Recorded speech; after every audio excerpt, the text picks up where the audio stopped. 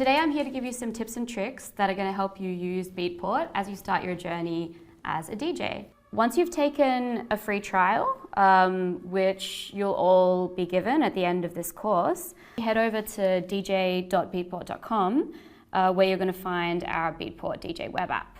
And you can intuitively build your playlists by dragging and dropping. And you can even test 2-track mixes right from the comfort of your web browser. All the playlists that you create on the DJ web app are going to be instantly accessible in all of your DJ software integrations. The great thing about the Rekordbox integration is it gives you the option to mix your locally stored music, tracks that you already have in your library, with your Beatport streaming tracks, which gives you even more flexibility. Just to get you started, our entry-level streaming tier unlocks full-length streaming to our 11 million plus catalogue of different tracks for you to experiment with and test drive, as well as Beatsource, which is more aimed at open format DJs. Perhaps the most recognizable part of the Beatport website is the top 100 for each genre.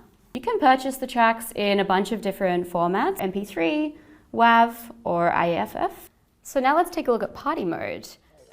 As the party host, I can change people from DJ to fan and back again, or kick people out of the session. That's all within my control. Preparing a back-to-back with a friend who's in another country, we can talk about what we're going to play. Decks area is what's shared with everybody. Have fun and welcome to the party. So the really nice thing about party mode is it enables you to mix with another DJ anywhere else in the world. So for example, if you meet somebody else in the FFS community. So yeah, happy mixing.